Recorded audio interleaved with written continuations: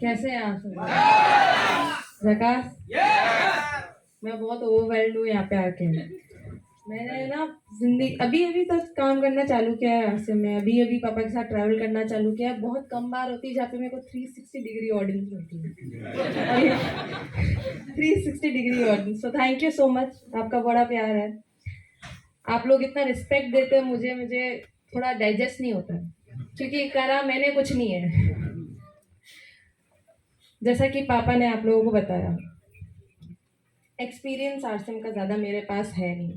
आप में से बहुत सारे लोग यहाँ पे हैं जो मेरे से ज़्यादा जानते हैं आरसिम के बारे में, और मैं आपको कुछ सिखा नहीं सकती आरसिम के बारे में।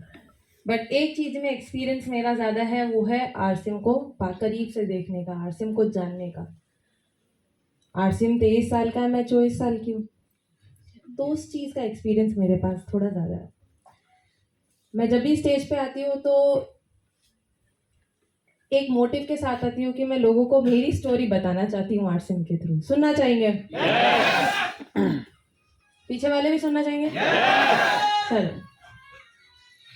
बात शुरुआत होती है जब मैं बहुत छोटी बच्ची थी। मैं बात कर रही हूँ सेकंड थर्ड ग्रेड की, जब मेरे को समझ में आने लगा था कि पापा कुछ ऐसा कुछ काम करते हैं।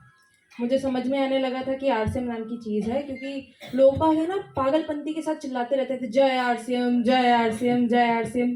तब मेरे को समझ में आने लगा भाई जय आरसीएम जैसी कोई चीज़ है, ऐसा लगता था मुझे उस समय। सेकंड ग्रेड की बच्ची को, सेकंड थर्ड ग्रेड की बच्ची को एक पापा मम्मी ने स्कूल के टूर पे भेजा, शिमला। कहाँ पे? शिमला भेजा। स्कूल का टूर लगा था शिमला में, और वहां के लिए मेरे मम्मी पापा ने मेरे को 200-300 रुपए दिए थे खर्ची के लिए। मेरी जब हम लोग वहाँ पे शिमला पहुंचे तो मेरी टीचर ने मेरे को बोला, ये जो 200-300 रुपए तुमको मम्मी पापा ने दिए हैं, इससे तुम तुम्हारे मम्मी पापा के लिए कुछ लेके आ जाओ। आप सब लोग करते हैं ऐसा? जब भी आप कहीं जाते हैं बाहर घूमने, फैमिली मेंबर्स के लिए कभी ना कभी कुछ लेके आते हैं, या फिर आस पड़ोस मिलने वालों के लिए कुछ ना कुछ लेके आते हैं। मैंने भी वही किया। उस समय मेरी मेरी मेरी मम्मी के लिए मैं बहुत अच्छी शॉल लाई थी शिमला से, और मेरे पापा के लिए एक वुडन पेन लेके आई थी शिमला से। मुझे उसकी शक्ल सूरत अभी तक याद है, उसके ऊपर कार्विंग थी, शिमला शिमला लिखा हुआ है, वुडन कलर का पेन था। मैं इतने प्यार से वो पेन लाई थी पापा के लिए, और जब मैं भिलवाड़ा आई, मैंने मेरे पापा को वो पेन दिया। मेरे पापा ने वो पेन फेंका और बोला, ये आरसिम का नहीं है, मैं यूज नहीं करूंगा।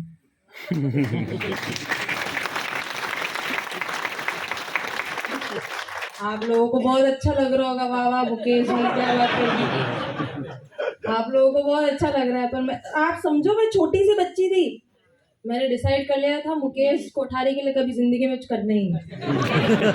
कभी कुछ नहीं करूंगी, डिसाइड कर लिया था। मतलब जय आरसिम क्या पागलपंती चढ़ी रहती थी एकदम, ये जय आरसिम जय आरसिम। एक बार क्या हुआ था, हम बहुत छोटे हुआ करते थे, पापा का कॉल टाइम, मीटिंग का कॉल टाइम था पूरी टीम का 8 बजे सुबह। कुछ लोग इतने पागल थे, 5:30 बजे हमारे घर पे आ गए सुबह। छोटे बच्चे को क्या है, मतलब उसको ज्यादा समझ में नहीं आता। मैं इरिटेट हो गई थी, मुझे लगा था यार ये पीछा छुड़े जो अच्छा। मेरे को समझ में नहीं आता, तो छोटे बच्चे को तो यही चाहिए, पीस शांति, मेरे को अपने आप में रहने दो। क्या होता था, लोग बाग आते थे हर की जब भी मीटिंग या फिर कुछ प्लान डिस्कशन वगैरह होता था, तो परेड मेरी और मेरी बहन की लगती थी। खाना हमको खिलाना, नाश्ता हमको देना, पानी हमको देना। परेड, मैं परेशान हो गई थी। मैंने जिंदगी में डिसाइड कर लिया था कि कुछ भी कर लूंगी, आरसीएम नहीं करूंगी। कुछ भी कर लूंगी, आरसीएम तो टच भी नहीं करूंगी, आसपास भी नहीं जाऊंगी आरसीएम के। तो क्योंकि मुझे आरसीएम से इतनी नफरत थी, मैंने डिसाइड कर लिया था कि जिस चीज में मैं अच्छी हूँ उसके बारे में मैं पढ़ाई करूंगी और उसके अंदर जॉब लूंगी। सब लोग ऐसा सोचते हैं, सब लोग ऐसा करते हैं। आप लोग पहले उसके बारे में पढ़ाई करते हैं, जिस चीज में आप अच्छे हो, जिस चीज के अंदर आपकी क्यूरियोसिटी है, आप पढ़ते हो उसके बारे में, और फिर उसी के अंदर आप जॉब लेते हो। मैंने वही किया। मुझे हमेशा से लगता था कि मैं फैशन में अच्छी हूँ, फैशन की मार्केटिंग में काफी अच्छी हूँ। जैसा कि पापा आप लोगों ने बताया ना, डिजाइनिंग अलग है, मार्केटिंग अलग है। मुझे हमेशा से लगता था मैं मार्केटिंग में अच्छी हो सकती हूँ, फैशन की। तो मैंने फैशन मार्केटिंग का कोर्स किया इस डी पार्सन से। Parsons school of design world का नंबर 1 डिजाइन कॉलेज है, आप लोग सर्च करेंगे आप लोगों को पता लगेगा। मैंने अपनी वहां से डिग्री ली। जब मेरी ग्रेजुएशन ख़त्म हो गई तब मेरे को 3 कंपनी से ऑफ़र था। 3 कंपनी से ऑफ़र था, उनमें से एक कंपनी थी रेन ड्रॉप मीडिया, जो कि फ़िल्म स्टार्स और फ़िल्म की पब्लिसिटी करती थी। अभी आप लोगों को लग रहा है इसने सेलिब्रिटीज़ के साथ काम किया है, बड़े-बड़े सेलिब्रिटीज़ के साथ काम किया है। मैं भी इसी चीज़ को देख के बहुत ज़्यादा पागल हो गई थी। मैंने सोचा उस समय कि यार सेलिब्रिटीज़ के साथ काम करना किसको अच्छा नहीं लगता? किसको उनके साथ बैठ के बात करना, किसको उनके मोबाइल नंबर सारे फ़ोन में रखना, उनके घर पे जाके उनके साथ उनकी मूवीज़ देखना किसको अच्छा नहीं लगता? मुझे वो पार्ट बहुत अच्छा लगा और मैंने अपनी नौकरी उस सेक्टर में ले ली। शुरुआत के 6 महीने मुझे बहुत मज़ा आया, क्योंकि आपको समझाती हूँ, क्योंकि मैं फ़िल्म्स की पब्लिसिटी करती थी ना, तो जो फ़िल्म आज आप देख रहे हो, वो मैं 6 महीने पहले फ़िल्म सेलिब्रिटीज़ के साथ बैठ के देख लेती थी। या तो उनके घर में या फिर उनके स्टूडियोज़ में। ये मेरी लाइफ़स्टाइल हुआ करती थी, हर एक पार्टी में इनवाइट होना, क्योंकि जहाँ पे मीडिया का काम था, जहाँ पे मीडिया 24/7 चलता है, जहाँ पे मीडिया वहाँ पे मैं। मुझे बहुत अच्छा लगता था शुरुआत के दिनों में। शुरुआत के 6 महीने में मुझे ऐसा लगा था मम्मी-पापा से छुटकारा मिल गया। अरे वाह! कितनी अच्छी लाइफ़स्टाइल है मेरी, तो ज़बरदस्त मज़ा आ गया, पैसे भी अच्छे आ रहे हैं। पापा-मम्मी कुछ बोल ही नहीं सकते, क्या ही बोलेंगे, अब तो मेरे पैसे हैं। कुछ नहीं बोल सकते। But little did I know, 6 महीने के बाद मेरा एक प्रमोशन लगा और मेरे को और बड़ी सैलरी मिलने लगी।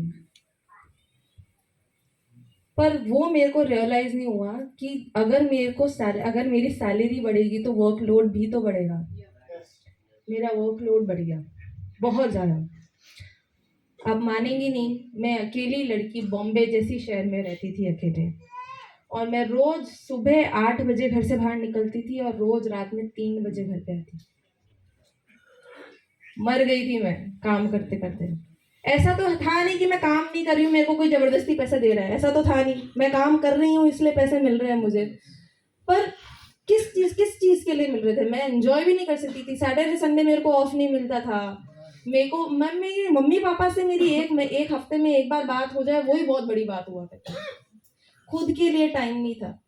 जिस नौकरी को मैं इतना प्यार करती थी, उस नौकरी से मुझे प्यार नहीं रहा था। क्योंकि मैं सिर्फ अब उठ के बस काम खत्म करना चाहती थी, बस। ये मेरी लाइफ़स्टाइल हो चुकी थी। मैं क्यों कर रही थी मुझे नहीं पता। उस समय क्या हुआ कि मुझे एक बात याद आई पापा की। मैं जब ये नौकरी ले रही थी ना, तब मेरे को पापा हमेशा बोलते थे कि तू 2 साल काम तो करके देख ले, तुझे समझ में आ जाएगा तेरी नौकरी में और मेरी चीज़ में क्या डिफरेंस है। तो मैं क्या कंपैरिजन खूब करती थी, अभी भी करती हूँ पापा से, खूब कंपैरिजन करती थी।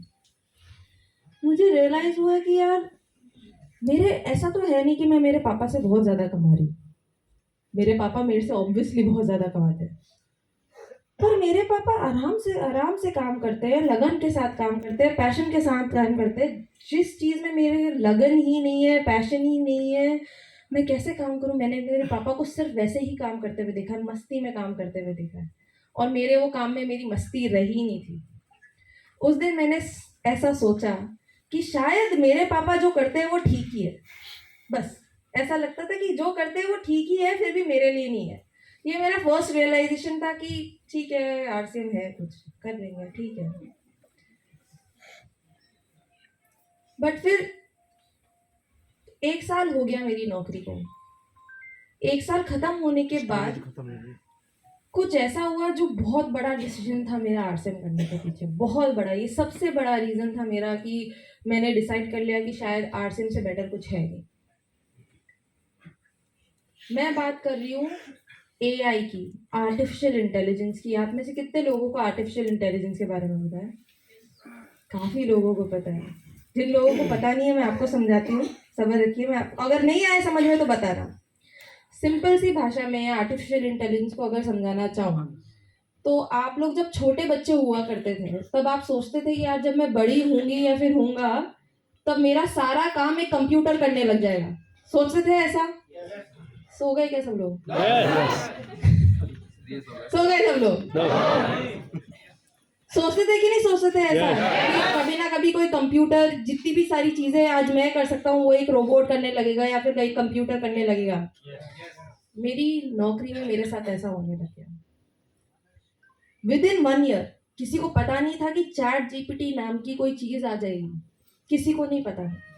चैट जीपीटी के अंदर क्या होता है, जैसे आप लोगों को पापा ने बताया ना, पब्लिसिटी में क्या जर्नलिस्ट के साथ भी काम करना होता है। तो कई बार फिल्म्स के ऊपर जब भी आप आर्टिकल पढ़ते हैं तो कई बार उनका पब्लिसिस्ट लिखता है, तो वो आर्टिकल्स मेरे को लिखने पड़ते थे। यूजुअली चैट जीपीटी के आने से पहले वो काम मेरा 2 दिन का काम हुआ करता था, क्योंकि 2 दिन के काम में पहले मेरे को वो मूवी देखनी पड़ती थी, सेलिब्रिटी का इंटरव्यू लेना पड़ता था, लैपटॉप खोल के लिखो और फिर बॉस अप्रूव करता था। पर चैट जीपीटी के आने के बाद आज वो 2 दिन का काम मेरा सिर्फ 5 मिनट का काम हो रहा है। सिर्फ 5 मिनट में जो काम मेरे को 2 दिन लगते थे ना जिस काम में, वो 5 मिनट में हो जाता था, क्योंकि मैं कंप्यूटर को बोलती थी देख भाई ऐसा ऐसा है, ऐसा ऐसा लिखना है, इसके ऊपर एक आर्टिकल लिख दे। इतना अच्छा आर्टिकल लिखता था बॉस, एक ही बार में अप्रूव कर देता था, इतना अच्छा आर्टिकल। उस समय मेरे को रियलाइज हुआ कि ये तो मेरी नौकरी का सिर्फ एक पार्ट है जो एक कंप्यूटर कर सकता है। धीरे धीरे कंप्यूटर क्या क्या करने लगेगा मुझे भी नहीं पता चलेगा, धीरे धीरे मेरी नौकरी मेरी भी नहीं रहेगी, कंप्यूटर कर लेगा। बट मैंने आपको बताया ना, पापा से कंपैरिजन करने की बहुत कोशिश की, तो मैं पढ़ रही थी, बहुत ज़्यादा इसके बारे में पढ़ रही थी, तब पता चला कि सिर्फ और सिर्फ डायरेक्ट सेलिंग ही ऐसा बिजनेस है जो कभी कोई कंप्यूटर आपके हाथ से ले ही नहीं सकता।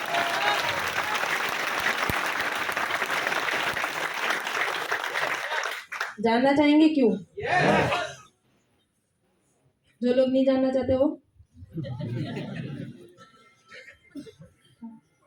चलो बताते हैं। Direct selling at core, direct selling का मतलब ही ह्यूमन कनेक्शन से है। आप जब भी किसी इंसान से बात नहीं करोगे, ह्यूमन इमोशंस नहीं समझोगे, ह्यूमन इंटरेक्शन नहीं करोगे, जब भी किसी से बात नहीं करोगे तो डायरेक्ट सेलिंग हो ही नहीं सकती। आपने कभी किसी कंप्यूटर को बात करते हुए देखा है? तो कैसे कोई कंप्यूटर डायरेक्ट सेलिंग कर सकता है? हमें शुरुआत से सिखाया जाता है कि कंप्यूटर को सिर्फ 0 और 1 समझ में आता है। क्या?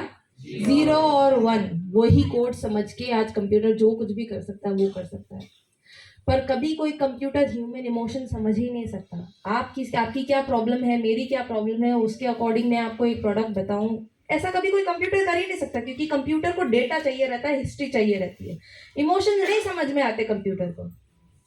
जब मुझे ये चीज समझ में आई, मुझे लगा ये बहुत ज्यादा फ्यूचरिस्टिक है, मेरी नौकरी तो धीरे धीरे चली जाएगी। और मुझे पता है आज तो विद इन 1 ईयर एक कंप्यूटर मेरी नौकरी करने लगा है।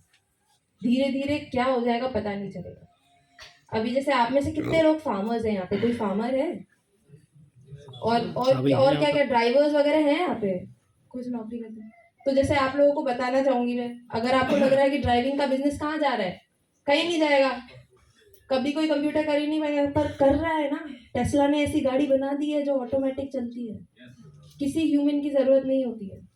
फार्मर्स, अगर कोई फार्मर है तो उनको बताने में बहुत खुशी होगी कि ऐसे फार्म डेवलप्ड हो गए जहाँ पे रोबोट्स ही काम करते हैं, एक भी इंसान काम नहीं करता, वो रोबोट जाता है, एक बीम फेंकता है उसके ऊपर, प्लांट के ऊपर, पता लगा लेता है इसको क्या बीमारी है, पेस्टिसाइड की जरूरी है, कितना पानी की जरूरी है, फ्रूट निकालना है या नहीं निकालना है, सब कुछ पता कर लेता है। तो अभी शायद इंडिया में ये चेंज धीरे धीरे हो रहा है, बट विद इन 5 years ये चेंज बहुत ज्यादा तेज हो जाएगा। मेरे को ये जब चीज रियलाइज हुई, मुझे लगा कि आगे पीछे मुझे आरसीएम में कुछ ना कुछ तो करना पड़ेगा। मेरे पापा के पास बहुत सेट, मैं लकी हूँ, मैं लकी हूँ कि मेरे पापा ने मेरे को एक सेट बिजनेस करके दिया है। आप भी वो अपने बच्चों के लिए चीज कर सकते हैं।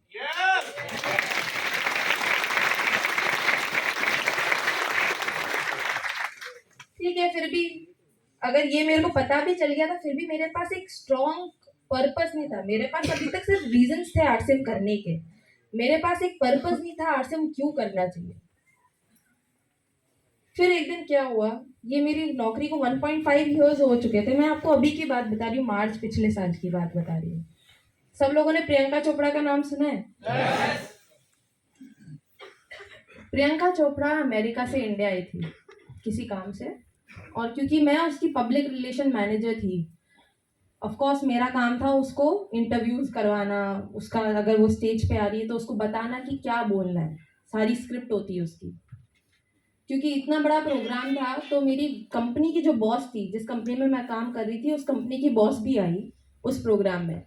और प्रियंका चोपड़ा को क्या, मैंने पूरी स्क्रिप्ट दी थी कि देख भाई, ऐसा ऐसा बोलना है, ऐसा नहीं बोलना है, मीडिया वाले बैठे हुए हैं, कुछ भी बोल दोगे तो हर कुछ ही लिख देंगे, तो आराम से साफ सुथरा अच्छे से बोलना। प्रियंका चोपड़ा को बुलाया, वो स्टेज पे आई, बोलने लगी। बोलते बोलते उसने कुछ ऐसा बोल दिया जो उसको नहीं बोलना चाहिए था, और मेरी बॉस मेरे ऊपर चढ़ना चालू। मेरी बॉस ने, तेरा दिमाग खराब है, तेरे को बताया तो था कि ऐसा ऐसा नहीं बोलना है, नहीं तो जर्नलिस्ट हर कुछ ही लिख देंगे। मेरी क्या मिस्टेक, प्रियंका चोपड़ा का मुंह है, आएगी बोलेगी जाएगी, मेरी क्या मिस्टेक, मैंने तो बता दिया। इसमें मेरी कैसे मिस्टेक हो गई, जब उसने आया है, मैंने स्क्रिप्ट दे दी है, इसमें कैसे मेरी मिस्टेक हो गई। सारे बॉस ऐसे ही होते हैं, खड़ूस, सारे बॉस समझते ही नहीं है रीजन, एक भी रीजन नहीं समझते। मेरी बॉस ने, जो मेरी मिस्टेक भी नहीं थी, उसके ऊपर मेरे को इतना रुलाया उस दिन। लड़कियां समझेंगी, उस दिन मैंने काजल मस्कारा पहन रखा हुआ था, रोते रोते सब कुछ साथ में आता है साथ में। पैंडा, किसी पैंडा को देखा है किसी ने, पैंडा जैसी लग रही थी मैं, पैंडा एकदम काला काला, आंखें एकदम ऐसी ऐसी हो गई। इतना रुलाया मेरी बॉस ने मुझे।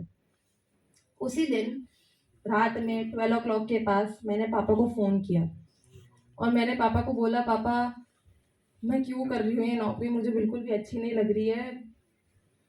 एक मतलब मजदूर की तरह काम करवाए जाते हैं, रीज़न भी नहीं समझते। मुझे बिल्कुल भी मज़ा नहीं आ रहा, मैं किसके लिए कर रही हूँ ये नौकरी। आप मेरे को बताओ, अगर मैंने फ्यूचर में कभी डिसीजन बनाया आरसीएम करने का, तो आप मेरा साथ दोगे। पापा ने बोला, अभी की अभी नौकरी छोड़ो और आरसीएम चालू कर दे।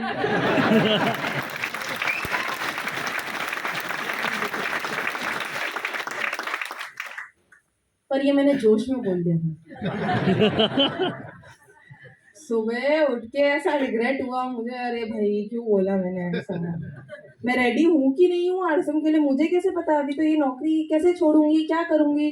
बट क्या है ना, पापा हमेशा फॉलो अप की बात करते हैं ना उनके सेमिनार में, उनकी बच्ची के साथ फॉलो अप करना चालू कर दिया था उन्होंने। मेरे को सुबह सुबह फोन आया वापस से पापा का, मैं जब ऑफिस की तरफ जा रही थी तब पापा का फोन आया।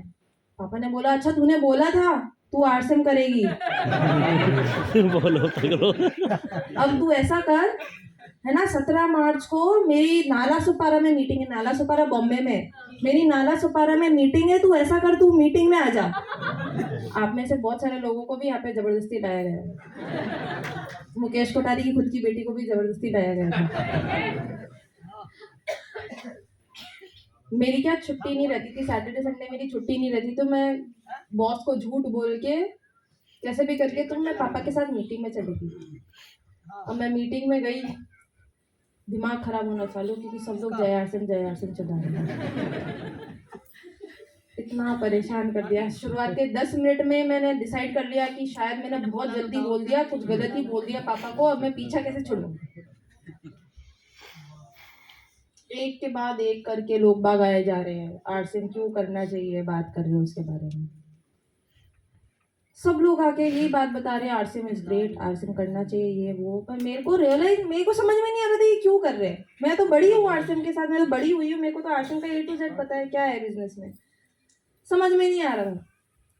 फिर एक कोर लीडर नहीं, सॉरी, एक फीमेल लीडर है, मैं सपना बाफना, आप में से लोगों ने सुना है किसी का नाम, उनका नाम सपना बाफना, बॉम्बे से काम करती है, मेनली वो वुमेन एम्पावरमेंट वगैरह के ऊपर काम करती है आरसीएम में, की सोल के ऊपर काम करती है। वो स्टेज पे आई और वो बताने लगी कि कैसे ये बिजनेस लड़कियों के लिए है, डायरेक्ट सेलिंग का बिजनेस, डायरेक्ट सेलिंग का बिजनेस एक लड़की से लड़की ने शुरुआत की थी। वो इन सब चीज़ों के बारे में बात कर रही थी, और मैं उस समय ज़्यादा सुन नहीं रही थी, क्योंकि मेरे को ज़्यादा इंटरेस्ट नहीं था कि क्या बोल रहे हैं लोग, मैं ज़्यादा सुन नहीं रही थी। जैसे आप लोग भी, कई लोग होंगे यहाँ पे ऐसे, मुझे ज़्यादा इंटरेस्ट नहीं आ रहा था। फिर मीटिंग खत्म हो गई। मीटिंग खत्म होने के बाद बहुत सारी लड़कियां मेरी एज की मेरे पास आई, और वो बताने लगे कि आपकी लाइफ कितनी अच्छी है, आपको तो कोई प्रॉब्लम ही नहीं आती होगी, कितनी अच्छी लाइफस्टाइल है, आप तो इतना सब कुछ कर सकते हो। उस मीटिंग के बाद मेरे को रियलाइज हुआ कि अब मेरे को चमका कि अगर मैं जैसी भी लड़की हूँ आज, जो भी कर सकती हूँ as a woman, as a लड़की, अगर आज मेरे मम्मी पापा मेरे को सोलो ट्रिप पे इंटरनेशनली भेज देते हैं, वो सब किसकी वजह से मैं कर सकती हूँ? हमारी लाइफ में आरसीएम है, इसकी वजह से मैं ऐसा सब कुछ कर सकती हूँ।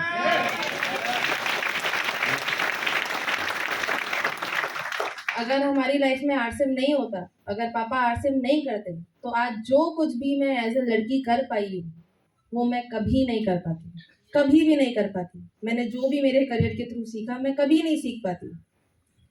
और जब ये मेरे को रियलाइज हुआ ना, तब मैं चाहती थी कि ये स्टेज जो आज मैं यहाँ पे जहाँ पे हूँ, वो स्टेज मैं बाकी लड़कियों को भी एक्सटेंड करना चाहूँगी। क्योंकि अगर मेरी लाइफ में सिर्फ आरसीएम की वजह से इतने सारे चेंजेस आ सकते हैं, तो बाकी सारी महिलाओं की लाइफ में क्या क्या हो सकता है।